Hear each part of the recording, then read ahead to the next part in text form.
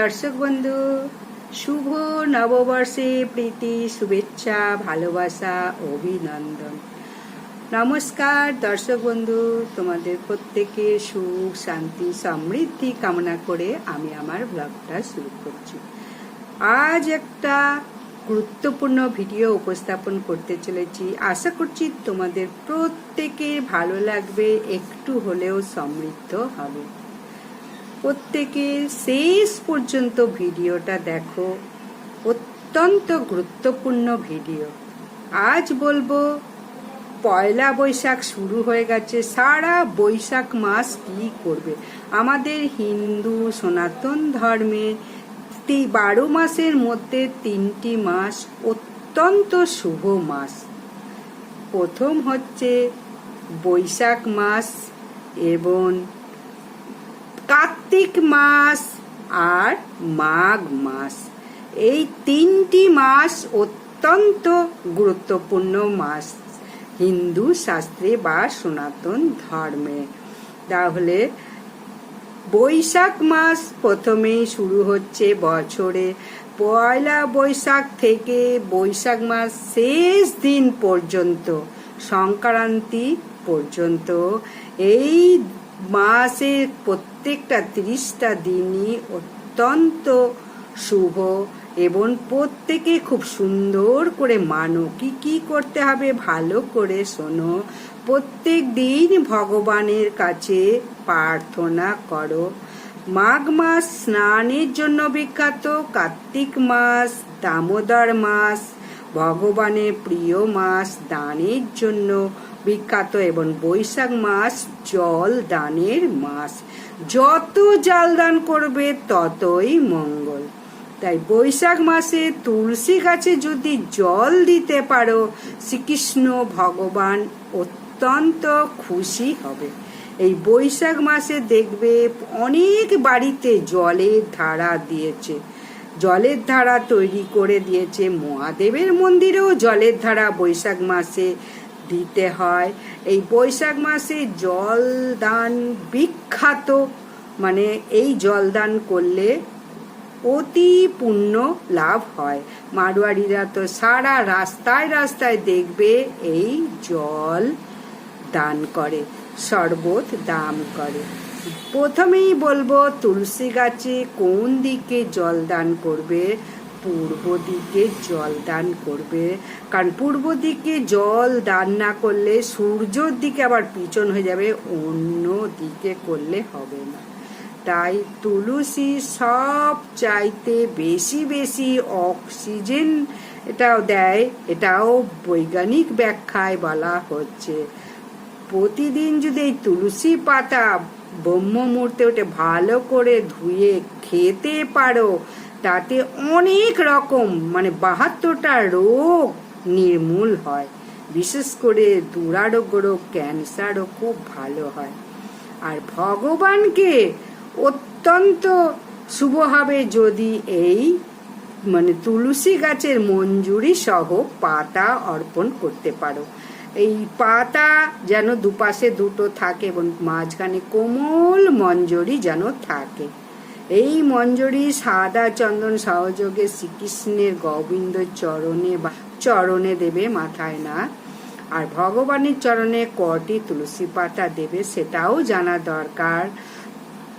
ভগবানের 3টি চরণ, 2টি ভগবানের পা, এবং বামন অবতার যখন হয়েছিল তখন আরেকটি পা উনি বার করেছিলেন। তাই 3টি পা ভগবানের, 2 দিকে 2টো পায়ে বা চরণে দেবে 2টো করে পাতা। এবং পাতা কোন দিকটা দেবে, তেল দিকটা ভালো করে চন্দন মিশিয়ে পায়ে অর্পণ করবে। 2 দিকে 2টো পায়ে আর মাঝখানে 2টো, তার মানে টোটাল 6টা তুলসী পাতা দিতেই হবে, তাহলে খুব ভালো হয়। আর তুলসী দেবী সব সময় মনে রাখবে, এই পাতা 6টার পর যত পাতা দিতে পারবে শ্রীকৃষ্ণ ভগবান তত বেশি খুশি হবে। কারণ সোনা হিরে মণি মুক্তা যত কিছু আছে সব থেকে প্রিয় হচ্ছে, সব থেকে দামি হচ্ছে শ্রীকৃষ্ণ ভগবানের কাছে এই তুলসী পাতা। তাই যত পারো তুলসী পাতা চন্দন সহযোগে অবশ্যই দাও। তাই এখন বলবো তুলসী দেবীর কাছে কবার পাক দেবে। তুলসী গাছে পরিক্রমা করবে 4 বার, আর শিবলিঙ্গে পরিক্রমা করবে হাফ বার। যেদিকে অভিষেকে জল যাচ্ছে সেদিক কিন্তু ভুলেও ডিঙ্গাবে না, কিন্তু অর্ধেক এদিক থেকে এদিক হাফ বার পাক দেবে। সব সময় এইভাবে পরিক্রমা করবে। ডান দিক থেকে হাততালি দিতে দিতে 4 বার তুলসী মন্দিরে পরিক্রমা করবে। আর তুলসী দেবীকে পরিক্রমার সময় একটা গান বলবে, নম নম তুলসী কৃষ্ণ প্রেয়সী, রাধা কৃষ্ণের চরণ পাবো এই অভিলাষী। নম নম তুলসী কৃষ্ণ প্রেয়সী, রাধা কৃষ্ণ চরণ পাবো এই অভিলাষী। যে তোমার নাম লয় তার মন বাঞ্ছা পূর্ণ হয়, যে তোমার নাম লয় মন বাঞ্ছা পূর্ণ হয়। কৃপা করো বৃন্দাবনবাসী, কৃপা করো বৃন্দাবনবাসী, কৃপা করো বৃন্দাবনবাসী। নম নম তুলসী কৃষ্ণ প্রেয়সী, রাধা কৃষ্ণের চরণ পাবো এই অভিলাষী। যে তোমার নাম লয় তার মন বাঞ্ছা পূর্ণ হয়, নম নম বৃন্দাবনবাসী। তাহলে এইভাবে তুলসী দেবীকে প্রতিদিন জল সিঞ্চন করবে। আর কবে কবে জল তুলসী গাছে হাত দেবে না বা পাতা তুলবে না। সংক্রান্তির দিন পাতা তুলবে না, এবং বৃহস্পতিবার পাতা তুলবে না। তারপরে অবশ্যই সূর্যগ্রহণ, চন্দ্রগ্রহণ, এই সব দিনে কিন্তু তুলসী পাতা চয়ন ভুলেও করবে না। কিন্তু 365 দিনই তুলসী দেবীকে জল দিতে পারবে। আর তুলসী মালা গলায় দিলে তারা কি আমিষ খেতে পারে? সেটাও অনেকের প্রশ্ন। মালা পরলেই কি ভক্ত হওয়া যায়? দোকান থেকে মালা কিনতে তো পাওয়া যায়, কিন্তু মালা পরলেই কি ভক্ত হওয়া যায়? কিন্তু ভক্ত হতে গেলে ভিতরটাকে পরিষ্কার করতে হবে, মন শুদ্ধ করতে হবে, এবং মনে সুন্দর করতে হবে ভেতরটাকে। আগে জমি তৈরি করে তারপরে বীজ ফেলো, তবেই সেই বীজে সুন্দর ফসল হবে। মালাও পরার দরকার আছে, সাজেরও দরকার আছে। তুলসী মালা পরে যদি রাস্তা দিয়ে যাও তাহলে কি হবে, যে পেয়ারা তুলতে গিয়ে যদি এই মালা পরেছিস, তিলক পরেছিস, তুই চুরি করছিস, তখন পাছে যদি কেউ বলে, তখন মালা সে পরে না।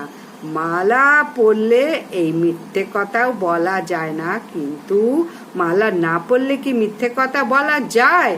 তাও যায় না। তাই সব সময় মনবে যে সব গাছে কিন্তু বজ্রাঘাত হয়, এই একটা মাত্র গাছ আছে তুলসী গাছ, এই গাছে কিন্তু বাজ পড়ে না, বজ্রাঘাত হয় না। তুলসী মালা যে পড়েছে তার মাথায় কিন্তু কখনো বাজ পড়ে না বা বজ্রাঘাত হয় না, এটা বিজ্ঞান বলছে। তাহলে তুলসী মালা পরে আধ্যাত্মিক তো মঙ্গল হচ্ছে, বৈজ্ঞানিকও বলছে যে তুলসী মালা ধারণ করা অত্যন্ত শুভ। তাই প্রত্যেকে বলবো তুলসী গাছে প্রতিদিন নিজে তো দেবেই, সকাল সন্ধে প্রদীপ দাও বৈশাখ মাসে, এবং বাড়ির প্রত্যেককে একে একে স্নান করার পর একটু করে তুলসীর ধারায় জল দিতে বলো। তাহলে অত্যন্ত শুভ ফল পাবে কার? শ্রীকৃষ্ণ গোবিন্দ নারায়ণের। তাই প্রত্যেকে বলবো খুব সুন্দর করে তুলসী গাছে জল অর্পণ করো সারা বৈশাখ মাস। এরপর বলবো এই যে তুলসী মালা পরলে যমরাও কিন্তু ছুতে পারে না। যমদেরও কিন্তু যমরাজের দূতের নিষেধ আছে যে যারা কণ্ঠে তুলসী মালা পরবে তাদের কিন্তু ভুলেও ছোবে না। ওটা হচ্ছে বিষ্ণুর মানে ভক্ত আর কি, ওকে ভুলেও ছোবে না। যমরাজরা তাই ভুলেও কিন্তু ছোয় না এই তুলসী গাছে যারা মালা পরে। তাই খুব ভালো করে মনে জেনে নাও যে তুলসী গাছের মালা পরলে কি কি ফল লাভটা হয়। এরপর বলবো তুলসী গাছ মানে পাতা সেবন করলে অনেক অনেক অনেক রোগ ভালো হয়ে যায়। 72টা রোগ এই তুলসী গাছে মানে তুলসী গাছ খেলে ভালো হয়। যেমন দুরারোগ্য রোগ, ক্যান্সার, সর্দি কাশি, অনেক কঠিন বঙ্কাইটিস, অ্যাজমা, এইসব জিনিসগুলো কিন্তু ভালো হয়ে যায়। তাই ভগবান কৃষ্ণ বলছেন যে তুলসী গাছ যে মানে ভগবানের আবার অত্যন্ত প্রিয় বৃক্ষ হচ্ছে তুলসী। প্রিয় মাস হচ্ছে দামোদর মাস, কার্তিক মাস, আর প্রিয় বৃক্ষ তুলসী, এবং প্রিয় স্থান হচ্ছে ভগবানের দ্বারকা। তাই রাধা রানী কি জয়, শ্যাম সুন্দর কি জয়, মদন মোহন কি জয়, জয় নিতাই গৌরাধে শ্যাম। তাহলে প্রত্যেকে খুব সুন্দর করে তুলসী গাছে কিভাবে জল অর্পণ করবে, ভোগ নিবেদন করবে, প্রদীপ জ্বালাবে এবং তুলসী পাতা অর্পণ করবে কিভাবে? শ্রীকৃষ্ণ গোবিন্দ নারায়ণের চরণে কটা পাতা চরণে নিবেদন করবে এবং অবশ্যই চন্দন সহযোগে খুব ভালো করে কিন্তু তুলসী পাতাগুলোকে ধুতে হবে। যদি না ধুয়েছ, বালি যদি থাকে তাহলে কিন্তু হিতে বিপরীত হবে। কখনো বালি সহ কিন্তু পাতা দেবে না, শুভর জায়গায় অশুভ ফল হবে। এইগুলো খুব ভালোভাবে নিষেধ আছে। তুলসী পাতা খুব সুন্দর করে ধুয়ে তারপরে অর্পণ করো। তাই এবারেও বলবো যে মণি মুক্তা হিরে জহরত দিয়ে পূজা করলে ভগবান যত না সন্তুষ্ট হন, এই তুলসী পাতা বা মঞ্জুরি দিয়ে অবশ্যই পূজা পাঠ করবে, চন্দন সহযোগে অর্পণ করবে, তাহলে অত্যন্ত শুভ ফল পাবে। আর এই তুলসী পাতা কেন মানে মৃত্যুর সময় নাকে দেওয়া হয়? তাহলে নাকে দিতে হয় এই কারণে যে কোনো রকম দূষিত নিঃশ্বাস যেন না বেরোয়। ওই তুর সময় তুলসী পাতা অবশ্যই দিতে হয় নাকে, তুলসী পাতা, এটাও কিন্তু জেনে রাখো। তাই ভগবানের কাছে অত্যন্ত প্রিয় এই তুলসী দেবী বা তুলসী পাতা।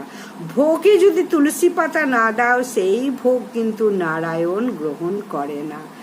তুমি শুধু তুলসী পাতা দিয়ে ভোগ দাও, তোমার ঘরে সেদিনকে কিছু নেই, তাহলেও কিন্তু খুশি হয়ে গ্রহণ করবে শ্রীকৃষ্ণ গোবিন্দ ভগবান। শ্রীকৃষ্ণ গোবিন্দ ভগবান সমস্তটাই জানে যে এই যে মানে আজকে ভগবান বুঝতেই পারছে ওর ঘরে কিছু নেই, পূজা করতে করতে কিন্তু প্রসাদ কিনতে যেও না, ওই তুলসী পাতা দিয়েই নারায়ণকে ভোগ দাও, খুব খুশি হয়ে সেই ভোগ গ্রহণ করবে। তুলসী পাতা এতই শুভ। আর ওই যে বলে রবিবারে জল দেবে না, একাদশীর দিন জল দেবে না, তুলসী দেবী একাদশী, এইটা কোনো নিয়ম নেই। এটা যতই দেবী হোক, যাই হোক, বৃক্ষও বটে, বৃক্ষ জল ছাড়া কি বাঁচে?